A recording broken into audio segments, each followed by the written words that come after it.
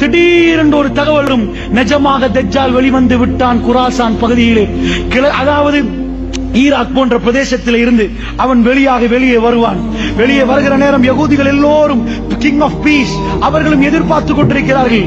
அவர்கள் எல்லோரும் ஒன்று சேர்ந்து விடுவார்கள் தஜ்ஜாலுடைய பின்னணியிலே.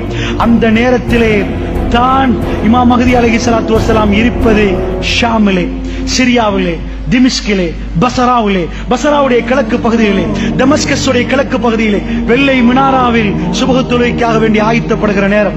அந்த நேரத்தில் ஈசா இப்னு மரியமுடைய மகன் ஈசா அலைஹிஸ்ஸலாத்து வஸ்ஸலாம் வானவருடைய ரெக்கையிலே அப்படி இந்த பூமிக்கு இறக்கப்படுவார்.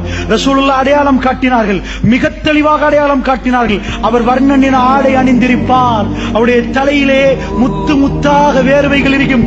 அவர் கொண்டையை சாத்தினால் அப்படியே வேர்வைகள் கீழே கொட்டும் என்றார்கள். தலையை உயர்த்தினால் அது முத்து முத்தாக தெரியும் என்றார்கள். அவர்கள் வந்து பசராவிலே இறங்குவார்கள். இதுவும் ஷாம், அல்லாஹ்வுடைய நல்லடியார்களே, ஷாமிலே இறங்குவார்கள்.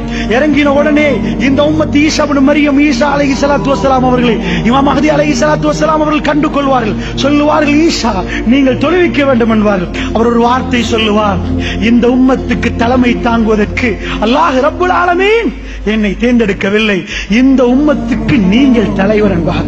நீங்கள் தலைவர், நீங்கள் தான் தொழுவிக்க வேண்டும் என்பார். இமாம் மஹ்தி ஒரு நபி அல்ல, இமாம் மஹ்தி ஒரு நபி அல்ல. தெளிவாக புரிந்து கொள்ளுங்கள். அதிகமானவர்கள் பிழையாக புரிந்திருக்க. அவர் ஒரு ஜனாதிபதி, அவர் ஒரு ஜனாதிபதி, நேர்வழி காட்டப்பட்ட ஒரு ஹலீஃபா.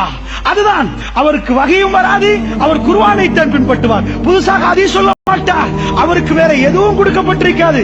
அவர் ஒரு நேர்வழி பெற்ற ஒரு ஜனாதிபதி. ஈசா நபி ஒரு நபி. ஆனால் அவர் என்ன சொல்லுவார், இந்த உம்மத்துக்கு நீங்கள் தலைமை தாங்க வேண்டும், சுபஹ் ஜமாத் நடத்தப்படும். அதற்கு பிறகு ஈசா நபி யுத்தத்துக்கு தலைமை தாங்குவார், யுத்தத்துக்கு தலைமை தாங்குவார். அல்லாஹ்வுடைய நல்லடியார்களே.